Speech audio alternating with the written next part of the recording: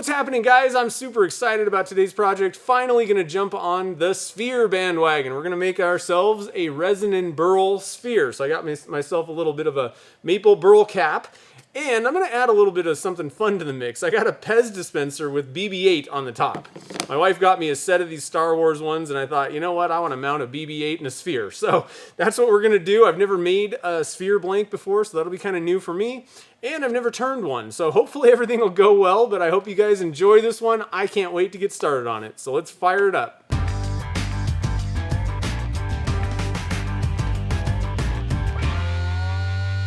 Alright guys, so to get started, I got myself a burl cap, and I got this from Todd Holloman, so thank you, Todd, for giving this to me. Been saving it for a really cool project, and I think my first sphere is a really good one for this thing.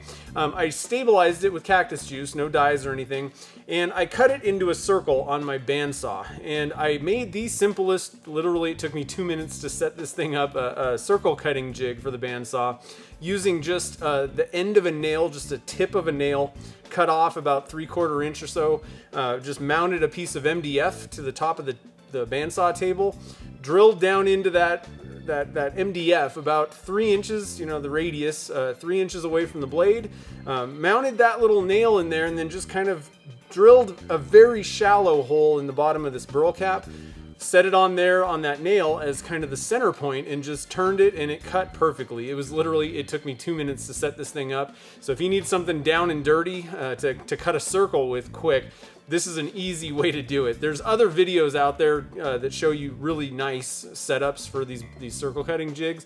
Ty Moser over at Monoloco Workshop, he's got a really good design, as well as Mike Walt. So I'll have links to their videos down in the show notes if you want to check out a better circle cutting jig.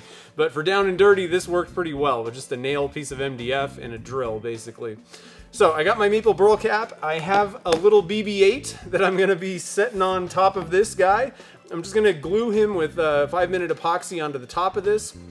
And all I did was, it's a Pez dispenser, so I just kind of popped off the actual dispenser part, and I got myself a little BB-8. So he's gonna be hanging out in the middle of the sphere. And then what I'm gonna do is I'm gonna use a PVC pipe, 6-inch PVC pipe to cast this. And I don't know where I got this. I think at like a local plumbing store.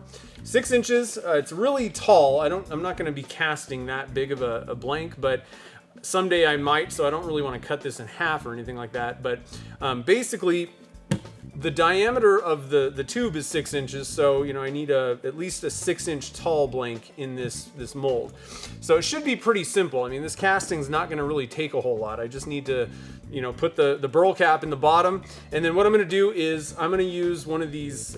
The company that makes these, the one that I got is Fernco. It's just a rubber cap that goes on a PVC pipe, and then it's got a little band clamp that you tighten. Works great. You're going to need to use Stoner mold release on this, and you're also going to want to hit the pipe with Stoner as well. But really great way to cap off a pipe, especially the bigger ones. So that's it basically, and I'm going to use Alumilite Clear Slow Set. The Slow Set version of Alumilite Clear is formulated for larger amounts poured all at once. The Alumilite Clear regular set and many of the other epoxies and all those types of other casting resins, most of them are not formulated to pour in large volumes all at once. So Alumilite Clear Slow Set handles that problem with no issues at all.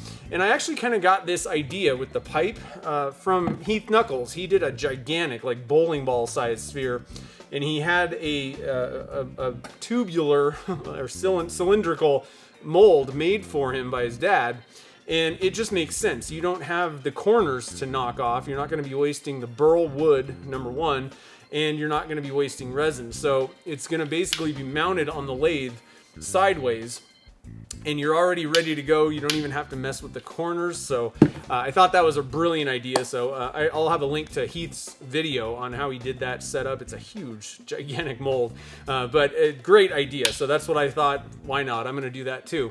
So we got all our stuff. The only thing I gotta do now is glue BB-8 down to the burl cap, and then we'll get started on the casting.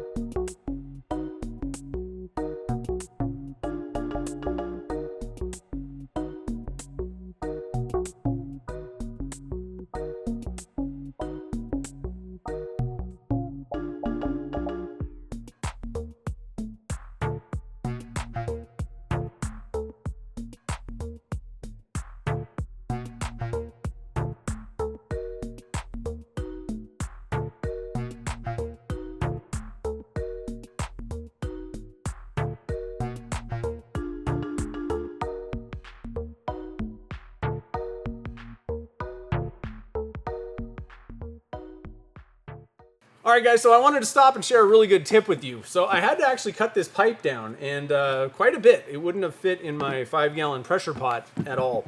And so that's the tip. Make sure that your mold, if you're especially any new mold, make sure that it'll fit in the pressure pot before you start mixing resin. And I would actually highly recommend you physically test it out, put it into the pressure pot the way that you would if it were full of resin and everything's ready to go. Physically put it in there, put the lid on, make sure there's no problems at all. And that's for 2 reasons. One, just so it'll fit, to make sure that it's not too wide or it's not too tall for the lid to get on there. That's the obvious one. The other thing that I've run into and didn't even dawn on me, sometimes your mold may be either awkward to hold and get in there, or it may be just kind of too wide at the top, and there's really no room for you to fit your hands and the mold into the pressure pot. So you'll spill it, or it just literally won't work. May be awkward. And the worst time to find out that it's going to be difficult, or you need to actually build a caddy to get it in there, the worst time is when the resin's starting to set up and you're going, oh no, I screwed up. So just give it a one time run through, a little practice session. Make sure everything's going to be good to go and it'll go smooth before you start mixing that resin up.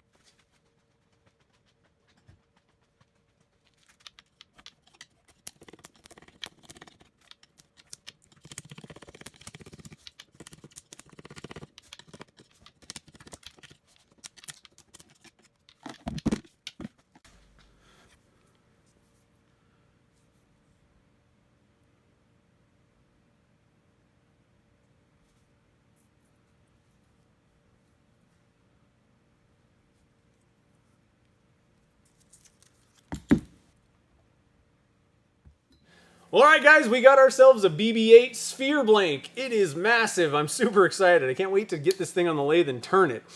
So a couple notes about the blank. 6 3/4 tall, 6 inches in diameter, and the thing weighs almost 7 pounds. It's a big sucker.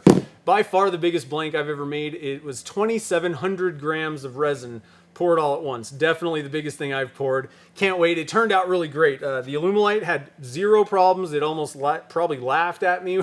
This is probably not even that much. The slow set clear can handle these big ones, and so pretty awesome. We can make some really awesome blanks with it. So I'll be turning this in the next video. I didn't want to make this one too long, and I wanted to make sure I had enough time to kind of focus on some of the nuances about making this blank. So this one's making the blank, the next one's going to be turning it. I can't wait to do that. A couple of notes about that though. So what I'm going to be doing is I'm going to add some glue blocks to both sides, so it'll be kind of easier to hold it there.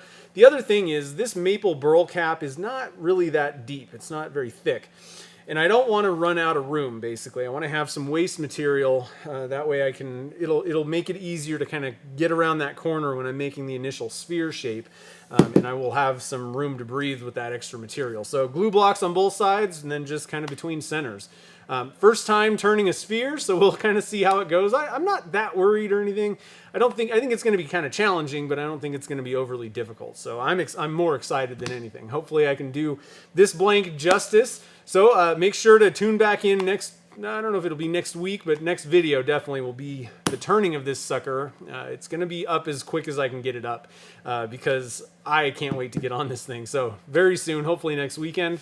So if this is your first time on my channel, we do all kinds of resin casting projects, tips and tricks, and tutorials around here.